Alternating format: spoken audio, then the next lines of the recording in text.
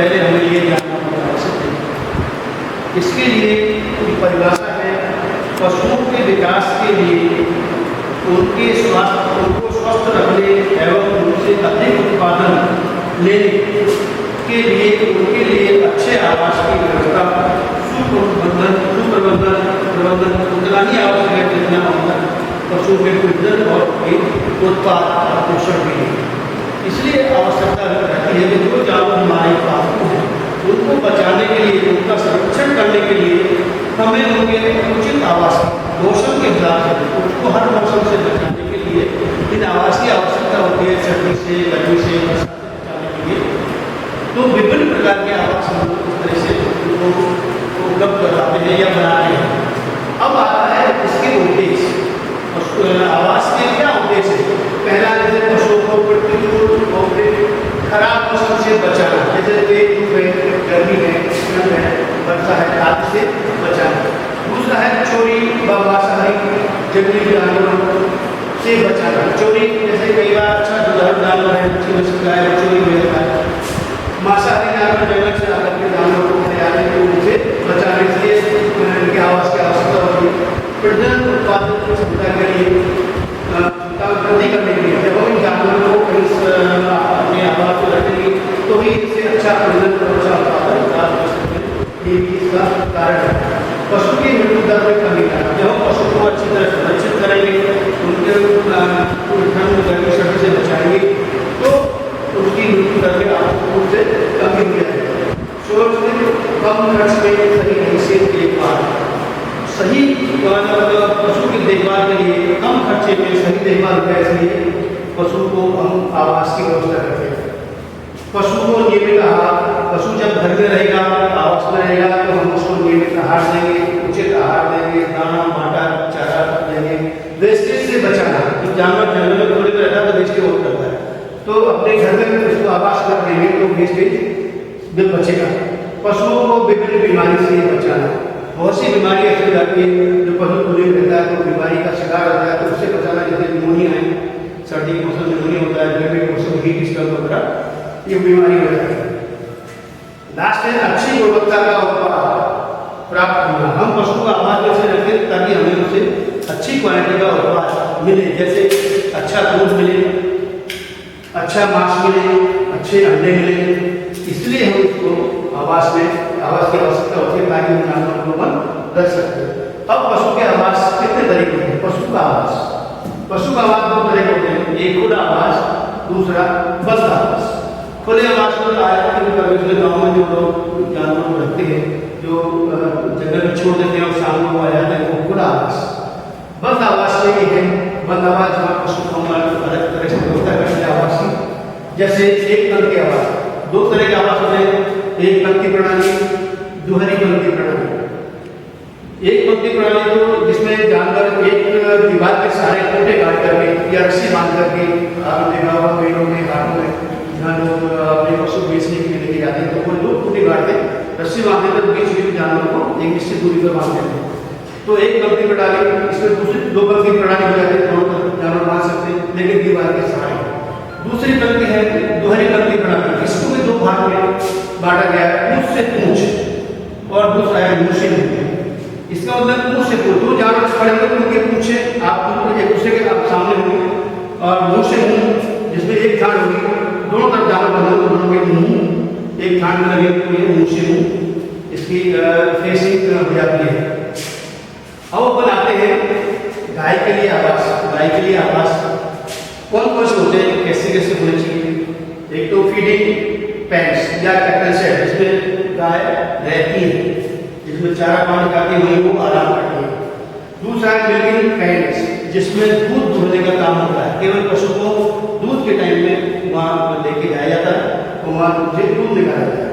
तीसरा है काबिंग शेड, जिसमें छोटे बच्चों को 6 महीने तक के बच्चों को अलग रखा जाता है, उनकी अलग व्यवस्था की जाती है। काबिंग बॉक्स, ये काबिंग बॉक्स को है वो घर है अच्छे, जिसमें प्रेग्नेंट और जो जानवर गाय ब्याने होती है उसको करीब 15 दिन पहले अन्य जानवरों से सेपरेट करके उस बॉक्स में रखा जाता है ताकि उसको शांति का माहौल मिले और वो आराम से अपना काबिंग कर सके। दूसरा है होल्डिंग होल्डिंग स्पेस वो है जहाँ कभी बीमार जानवर को रखा जाता है या प्रेग्नेंट एनिमल को अलग सेपरेट कर दिया जाता है, तो उसको अलग रखा जाता है। छठवां है बुल पेन। बुल पेन है जैसे मेल होते हैं जो प्रजनन के लिए तैयार किए जाते हैं, उनको केवल इसमें रखा जाता है। Holding bull pen. अन्य हाउस है जैसे स्टोरेज और स्टोरेज दाना के लिए और भूसा के लिए स्टोरेज बनाते हैं।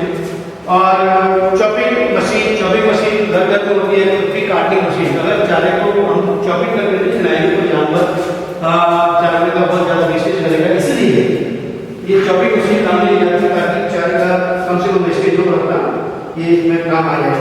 बकेट्स, पानी बनाने के लिए बकेट्स, मेजर, वेइंग मशीन, उसको वेट करना है, उसको बदल देना है, तो अपन इसको काम में लेते हैं। वैसे ही से भेड़ और बकरी के लिए आवास की आवश्यकता होती है। वैसे तो भेड़ बकरी के लिए कभी आवास की आवश्यकता नहीं होती, क्योंकि ये जानवर ज़्यादातर खुले में ही रहता है, इसको आवश्यकता बहुत कम पड़ती है। इसको आवश्यकता जब पड़ती है जब जंगली जानवरों का आतंक बहुत ज़्यादा बढ़ जाता है, तो उससे बचाने के लिए इनको रात को आवश्यकता पड़ती है ताकि वो अपनी भेड़ बकरी अपने समय पे अपने उस निश्चित जगह पे आ जाए। एक बाड़े बंदी होती है जिसमें जंगली जानवर ना घुस सके सुरक्षा की दृष्टि से, इसलिए उनको वहाँ रखा जाता है। और अगर इनके फार्म है तो वहाँ को छोटे छोटे फेंस बना करके रखे जाते हैं। इसके लिए बकरी के लिए डो, बकरी फीमेल बकरी को डो बोलते हैं, बकरी का आवाज। नर बकरा जिसको बकरा बोलते हैं, बकरे का आवाज। सेम वैसे भेड़ में ईव, इधर डो बोलते हैं बकरी को या भेड़ को, मादा भेड़ को बोलो ईव का आवाज। बक इधर रैम का आवाज भेड़ में। प्रसव कक्ष फीडिंग शेड ये है बकरी के लिए, और लेवलिंग शेड होता है भेड़ के लिए। इनके लिए स्टोरेज, दाना या घास की स्टोरेज के लिए स्टोरेज कक्ष चाहिए। एक इनका मिल्किंग कक्ष जहाँ उनकी मिल्किंग की जाती है, उनको निकाला जाता है, इनके लिए मिल्किंग कक्ष होना चाहिए। एक सातवां है इसका दूध भंडारण कक्ष, मिल्किंग कक्ष जहाँ दूध को इकट्ठा करके और सेल के लिए दिया जाता है। लास्ट में आठवां है शेयरिंग कक्ष। ये शेयरिंग कक्ष बकरियों में काम नहीं आता, केवल भेड़ों में ही काम आता है। शेयरिंग मतलब जिसमें भेड़ की ऊन को साल में 2 बार काटा जाता है और उसके लिए भी एक कक्ष की आवश्यकता होती है जो खिड़कियाँ हो ताकि उसमें ज़्यादा मॉइस्चर और ऊन खराब नहीं हो सके, उसकी व्यवस्था की। सुपर आवास ये भी एक हमारा पालतू पशु है जिससे मांस के रूप में इसको ज़्यादातर काम में लिया जाता है। सुपर आवास में स्थायी आवास, अस्थायी आवास और खिसकने वाला आवास। ऐसा आवास जो गांव में आज भी लोग पशुओं को पाते हैं, एक ऊंची किसी 5-6 फीट की बाउंड्री करते थे और उसमें गेट नहीं होता, खाली दरवाजा होता है, उसको टीन से या किसी चीज़ से बंद कर देते और खोल देते। जब जानवर अंदर लेते तो उनको जानवर अंदर लेते उसको खिसका देते, बंद हो जाता है। दूसरा स्थायी आवास। स्थायी आवास यहाँ के फार्म है जो कमर्शियल रूप से जो तैयार करते हैं वो स्थायी आवास होते हैं। मिश्रित आवास जो 10-20-50 पशु रखते हैं वो मिश्रित आवास, वो खिसकने वाला भी आवास कर सकते हैं और स्थायी आवास को काम में ले सकते हैं। चौथा है घोड़े का आवास। घोड़े का आवास को बोलते हैं स्टेबल। स्टेबल जहाँ घोड़े को बांधा जाता है, घोड़े को रखा जाता है, वो स्टेबल कहलाते हैं। सुपर का आवास कहलाता है पिगलेट पेंस, ठीक है। वैसे ही घोड़े का आवास स्टेबल, इसमें लूज बॉक्स घोड़े का आवास में कुछ आवास बंद होता है, कुछ आवास उसके लिए खुला रहता है। तो उसमें जो जानवर घोड़ा है अंदर जब दाना और पानी पीना होगा तो अंदर रहता है, उसके बाद वो बाहर लूज बॉक्स घूमने में। उसके बाद में डे रैक्स, जब इस आवास में उसकी डे रैक्स होती है, लकड़ी का एक मचान सा बना देते हैं जिसपे अपन घास वास रख देते हैं तो जानवर को नीचे नहीं झुकना पड़ता, उनको खड़े खड़े खा लेता है। ट्रफ भी उसके लिए दाना वाना है तो भी उसको बाहर ऊँचे मचान पे रख करके एक निश्चित हाइट पर उसको खिलाया जाता है। स्टोरेज, ये वही स्टोरेज घास और दाना के स्टोरेज के लिए कमरा होता है जिसमें स्टोरेज किया जाता है। स्पेस फॉर रूम्स, मतलब कोई भी स्पेस इनके लिए देनी पड़ती है ताकि कोई फीमेल को यहाँ अगर जाना है और बच्चे कराने में उनके डिलीवरी टाइम को दिक्कत नहीं हो। और इक्विपमेंट्स का स्टोरेज, जो भी इक्विपमेंट इनके लिए पानी का बाल्टी है दाने की रेंज है या दूसरी खुरेरा है, उनको ढूंढने के लिए इनके अलग से ये इंस्ट्रूमेंट का स्पेस होती है। ये मोटा मोटा आपको सारी चीज़ हाउसिंग, एनिमल की विभिन्न प्रकार की हाउसिंग जहाँ पशुओं को उपलब्ध करवाते हैं वो मैंने आपको बताई है। इसके अलावा अच्छे आवास के लिए, स्थान के लिए क्या क्या वांछित वांछित कारक है, लक्षण है, वो है जैसे स्थायी स्थान और पानी की निकासी जो बड़ा है आपका, उसमें परमानेंट आवास होते हैं, उनकी नालियाँ होनी चाहिए ताकि उससे मैन्योर, उसका यूरिन, उसका डंग जो पत्ते 10 नंबर जाते हैं वो नाली से बाहर निकल जाए। मिट्टी का प्रकार, मिट्टी कैसी है जमीन में, वो वहाँ की मिट्टी का प्रकार होना चाहिए। जैसे बहुत से गाँव में मिट्टी पर रखते हैं, मिट्टी ऐसी नहीं होगी वो चेंज जाए। और पक्के फर्श कभी नहीं बनाते, सीमेंटेड फर्श का कभी भी जानवर के लिए फर्श नहीं बनाना है, क्योंकि अगर वो फर्श बना दिया तो जानवर जो पेशाब और वो करता है तो पैर से फिसल करके वो गिर सकता है और उसको आगे से कोई चोट आ सकती है, कोई पैर में कोई लेमनेस, इस तरह की बीमारी डेवलप हो सकती है। सीधी हवा से बचाव, अगर जानवर गर्मी में है तो आवास में रहेगा तो उसमें डायरेक्ट सीधी लू और हीट नहीं लगेगी, इसलिए उससे बचाव होगा। पहुँच कर पाया, ये एरिया जहाँ डेवलप करते हैं वहाँ उसकी पहुँच आदमी को पहुँचने की और वहाँ मार्केटिंग का पूरा होना चाहिए ताकि आदमी को मार्केटिंग मिले, ताकि जब उसका वहाँ से उत्पाद जो होगा वो मार्केट में जाएगा, अच्छा पैसा आएगा तो उसका ज़्यादा रुचि लेगा। पानी की आपूर्ति, जानवरों के लिए पानी की आपूर्ति सही होनी चाहिए। बाह्य नजदीकी वातावरण बहुत बढ़िया खुशनुमा वातावरण होना चाहिए, ऐसा नहीं हो कि उसको हवाई नहीं लगेगी, जो फार्म डाला हुआ खुले में होना चाहिए ताकि उनको चार भारी वातावरण से जो किसी तरह का कोई समस्या नहीं। मजदूर भी वहाँ ऐसे उपलब्ध होना चाहिए ताकि उनको कोई दिक्कत नहीं आए, कम रेट में मजदूर मिले ताकि अपना काम उससे अपन ज़्यादा फायदा ले सके या उत्पाद का बेच करके उससे ज़्यादा मुनाफा हो सके। पशु के आवास का प्रकार बताई नहीं आपको, खुला आवास और बंगला का आवास, फिर है एक पंक्ति और 2 पंक्ति, फिर पूंछ से पूंछ और ये इसमें काव शेड, गाय के बच्चे से काव शेड जहाँ बच्चे रखे जाते हैं, काविंग बॉक्स जहाँ गाय के बच्चे के लिए या बीमारी के समय उसको अलग किया जाता है। होल्डिंग स्पेस वह स्थान जहाँ दूध दोहन से पहले या बीमार गाय को बाहर रखा जाता है। बुल पेन जहाँ पर नर बछड़ों को या सांड को खुले मतलब बाहर रखा जाता है, वो है अपना इसका ये बुल पेन। खुले आवास के लाभ और हानियाँ की तुलना करो, ये हानियाँ और लाभ ये बुक में आपकी नोटबुक में शायद दिए क्या क्या लाभ है, खुले आवास से क्या क्या लाभ है, क्या क्या हानियाँ हैं, बंद आवास से क्या क्या लाभ है, क्या क्या हानियाँ हैं। अपन तुलना को चर्चा करें जैसे खुला आवास और बंद आवास की, तो मजदूरी में बचत, जिसमें बंद आवास में कम होती है मजदूरी, खुले में ज़्यादा महंगी पड़ती है। स्थायी लागत ज़्यादा तो बंद आवास में पड़ती है, कम खुले आवास में कम मिलेगी। पशु को सुविधा कम बंद आवास में मिलेगी, खुले में ज़्यादा पशु सुविधा मिल जाती है घूमने फिरने की। पशु का स्वास्थ्य बंद आवास में अच्छा रहता है और खुले आवास में उत्कृष्ट, क्योंकि उसको पूरा घूमने फिरने की जगह मिल जाती है तो उसका आवास उसका स्वास्थ्य उत्कृष्ट रहेगा। मादा पशु के हीट विधान ये कम सुविधाजनक रहेगा, खुले में ज़्यादा सुविधाजनक रहेगी। सूर्य की रोशनी कम बंद आवास में कम मिलेगी, खुले में ज़्यादा मिलेगी। आवास की स्वच्छता कम में अच्छा मिलेगा, मतलब बंद में अच्छी मिलेगी और खुले आवास में नहीं, क्योंकि उस परिवार में एक जानवर की मतलब 2 जानवर होते तो वो गंदगी ज़्यादा हो सकती है। व्यायाम अपने बंद आवास में बहुत नहीं के बराबर मिलेगा और खुले आवास में व्यायाम ज़्यादा मिलेगा, कोई जानवर घूमना फिरना आसानी से कर सकता है।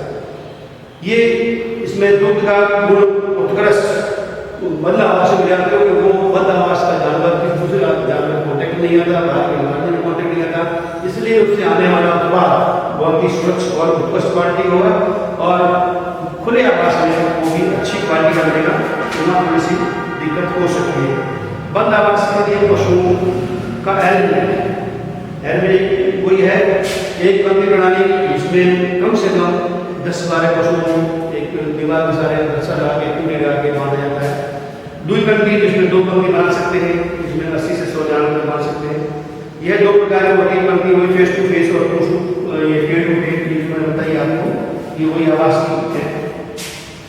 पशुशाला के आवास, पशु आवास के आयाम क्या क्या होंगे, उसमें फर्श कैसा होना चाहिए, या तो मिट्टी का हो या बूढ़ा मिट्टी हो या कच्चा हो या फिर ईंटों का बना होना चाहिए ताकि जानवर उसमें फिसले।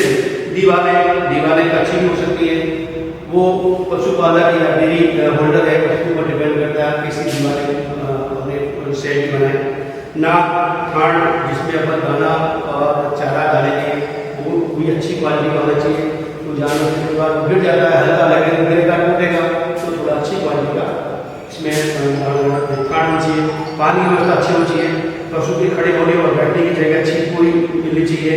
मल मूत्र की नालियाँ, ये पहले मैं चर्चा कर चुका हूँ कि बंद आवास में जितनी भी हैं और एक दूसरे को फेस टू फेस, इनमें सब में नालियाँ होती हैं ताकि जानवर पेशाब करे या गोबर करे तो नाली से बाहर निकल जाता है। चारा डालने की जगह मेजर एक नाली होती है, अच्छी होनी चाहिए, मजबूत होनी चाहिए।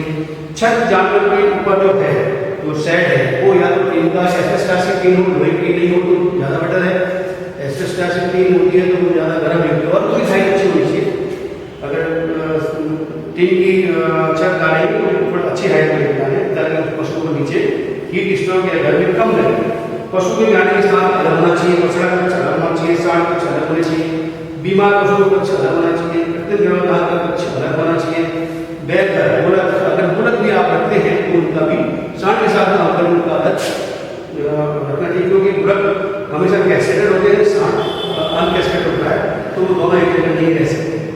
फिर अन्य के लिए कुट्टी काटने का शेड होना चाहिए। पशु चिकित्सालय में छोटा मोटा पशु को बीमार होता है फर्स्ट एड का इस तरह से छोटा चिकित्सा केंद्र भी होना चाहिए। और गोदाम आदि ये सब उनके लिए होना चाहिए। बकरियों के लिए मैं बता दिया था आपको, बकरियों के लिए और भेड़ के लिए एक अलग बकरी का भेड़ का अलग होना चाहिए, बकरे का धक्का अलग होना चाहिए, भेड़ को रैक बोलते हैं भेड़ को। और ये प्रसव कक्ष, फीडिंग कक्ष, लैंडिंग कक्ष दोनों के अलग होना चाहिए। मिल्किंग शेड होना चाहिए, दूध भंडारण कक्ष होना चाहिए, सारा मैंने आपको बता दिया है। सुकर के आवास में आपको बताया कि अस्थायी खिसकने वाला ग्रह होता है, आवास में होता है, स्थायी आवास में होता है, मिश्रित आवास में होता है, फैरोइंग आवास। इसमें भेड़ के लिए जब भेड़ को हम अलग करते हैं, जब भेड़ ब्याने वाली होती है तो उसके लिए फैरोइंग बॉक्स, एक छोटा एक बॉक्स एरिया होता है जिसपे अपन मानते हैं कि इसके लिए फैरोइंग को अलग करना है। एक है फैक्ट्री पिग। ये फैक्ट्री पिग में क्या है कि मांसाहारी शुगर होते हैं उनको अलग से रखा जाता है और रोगी शुगर को अलग रखा जाता है ताकि उनका अलग बड़ा है, ताकि ये अलग सेपरेट रहे और स्वस्थ जानवर के कॉन्टेक्ट में नहीं आए। घोड़ा घोड़ी के आवास में बताया गया ऊँट का आवास। ऊँट के आवास से शुरू करते हैं, ऊँट को रखने के लिए 2.5 मीटर इंटू 5.5 मीटर की धरातल स्तर की आवश्यकता होती है। जितना एरिया उसको 2.5 मीटर इंटू 5.5 मीटर का एरिया उसके लिए रहने के लिए चाहिए। हाइट के हिसाब से उसको नाक या बोरी या टोकरी उसमें घूंगा लगा देते हैं तो उसमें चारा डालते हैं, खाता रहता है। और हाइट के हिसाब से उसके ऊपर छत का निर्माण किया जाता है। ग्रामीण क्षेत्रों में बहुत समस्याएं आती हैं जो उनके दोष होते हैं, जिन पर व्यवस्था नहीं होती तो वो होती है बड़ी आवाज नहीं बना पाते, तो उनके निराकरण भी होते हैं।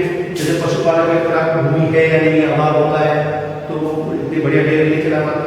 पशु आवास होना के आवास के अभाव, वो घर में जैसे रहते हैं वैसे ही अपना मकान बनाने उसके जानवर को बांट देते तो बाहर निकालने का वो भी नुकसानदायक है। उससे पशु के उत्पाद पर काफ़ी प्रतिकूल असर आता है।